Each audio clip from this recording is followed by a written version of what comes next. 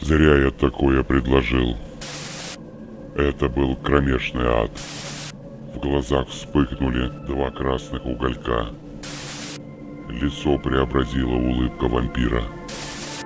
Зубы острые, как сабли. Она мне чуть руки не откусила.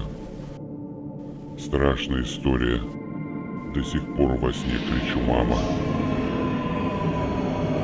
Сейчас все расскажу.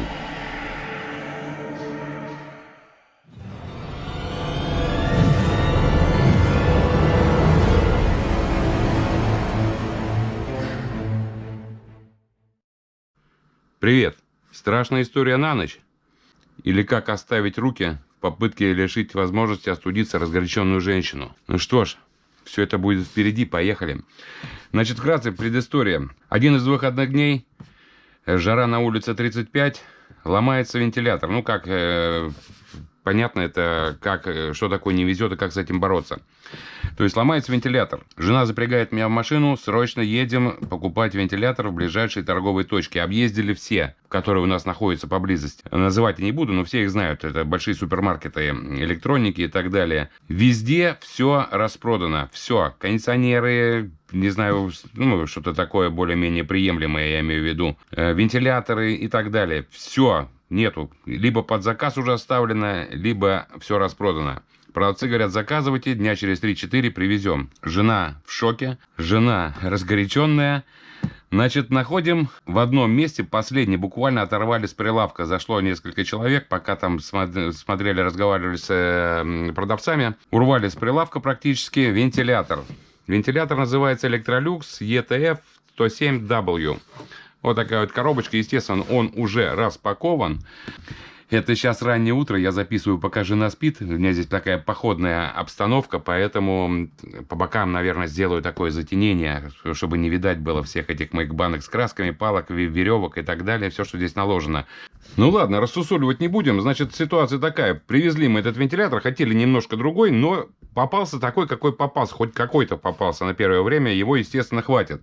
Приезжаем домой, жена, естественно, его хватает и бежит домой, говорит: сейчас поставлю быстро осужать комнату. Я ей вдогонку говорю: любимый, подожди, да, я хоть сниму видео распаковку, людям будет интересно, хоть что такое, хоть посмотрят. Тут, не знаю, ад кромешный открылся, как я говорил в начале видео. Жена разворачивается, говорит: так, любимый, говорит, если ты меня хотя бы минуту лишишь прохладного воздуха, говорит, я тебе руки отгрызу, говорит, я тебе плевать хотела на ваши блогинги. Ну вот ситуация такая. Сейчас утро раннее, не знаю, часов 5, наверное, утра. Пока жена спит, и зубки ее красивые и сомкнутые, я, рискуя здоровьем, стащил вентилятор себе в мастерскую и тут пытаюсь снять вам обзорчик.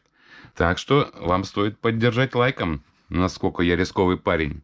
Все для вас. Ладно, поехали. Коробочка вот такая. Запечатана. Была, естественно. Выглядит так. Стоит на маленьком столике. Все красиво, все реклама. Ну, начнем. В Багдаде все спокойно, в смысле в том, что в доме пока что тишина, но на улице начинает уже температура подниматься. Скоро жена почувствует, что нету прохлады, поэтому надо постараться снять его как можно быстрее. И еще раз говорю, извиняюсь за такой антураж, не подходящий для видео. Ну ладно. Так, значит, вентилятор выглядит, конечно, прикольно. Это типа как Илон Маск оторвал у себя из SpaceX какой-то из пусковых двигателей. Нагнетатель, я не знаю, что это такое. Штука космическая, ну, смотрится как космическая, естественно. Проводочек. Беленький, в районе метра. Переключение, значит, режимы 3. Третья скорость, вторая скорость, первая скорость. Дальше идет, это было в правую сторону. В левую сторону идет первая скорость с поворотом. Сейчас я все покажу. Вторая скорость с поворотом. И третья скорость с поворотом. И выключена. Как я понимаю, по-моему, так. Да, выключается в двух положениях, и вверх, и вниз. Сам вентилятор имеет форму шара. Меча, не знаю, кому что это напоминает. Внутри маленький вентиляторик находится. Не знаю, сколько там в диаметре, наверное, сантиметров 15. 20, наверное. Вот. Задний, белый с черным, красиво. Сзади ручка для переноски. Имеет наклон вниз. Вот такого вот плана. И наклон вверх практически на 90 градусов. Хорошая функция, уже испытал. Ну, естественно, я же вам говорю, что вентилятор мне не дали сразу снять. Его сначала мы поставили проветривать. Дует в потолок, воздух разгоняет горячий с потолка, но это на даче, так понимаете. Воздух разгоняет с потолка, ну и по бокам он, значит, расходится. Интересная вот эта функция, ну, в смысле, вариант этот обдува. Ну, и эти все, естественно, все тоже понимаете.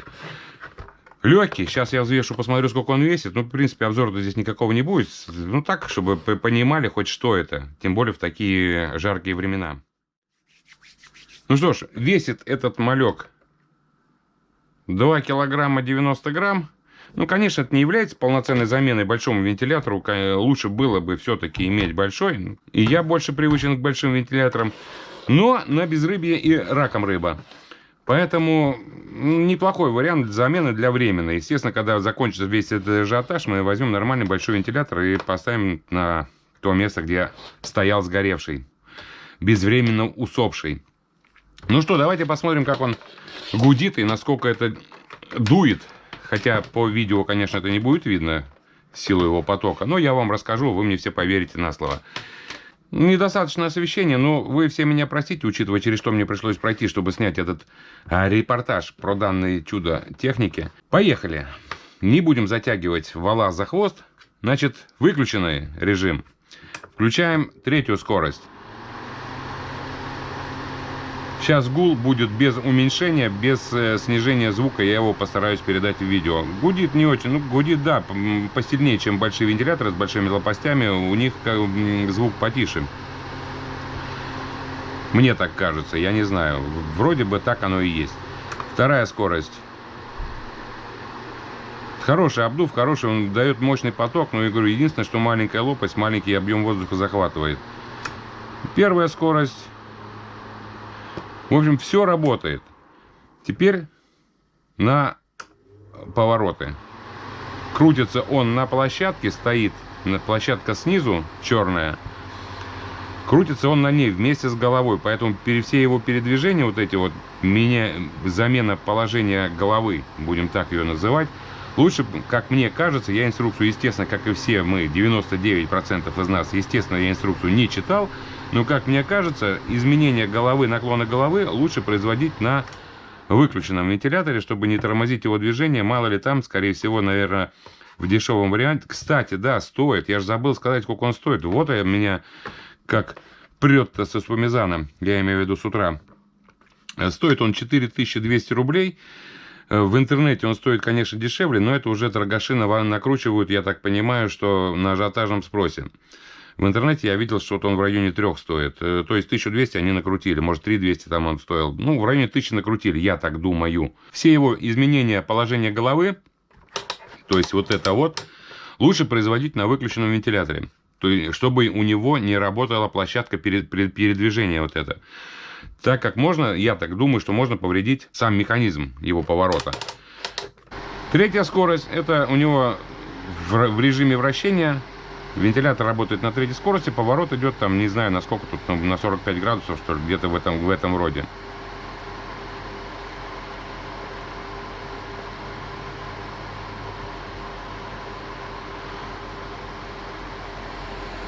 Вторая скорость, поток уменьшается, движение то же самое остается. Ну и первая скорость, все, это элементарное устройство, без всяких программ, без всяких предустановок, без всяких инфракрасных пультов управления и так далее, веревочек, кнопочек и тому подобное. Всего одна кнопка управления, 3 режима скорости и 2 режима работы с поворотом и без поворота. Вот вроде бы и все. Хороший аппарат. Прикольный, самое главное прикольный. Да, он не является заменой, еще раз повторюсь, он не является заменой большому вентилятору. Конечно, у большого вентилятора с большими лопастями это как бы намного лучше, я считаю. Но, что есть, то есть. Все, всем спасибо за просмотр. Всем пока.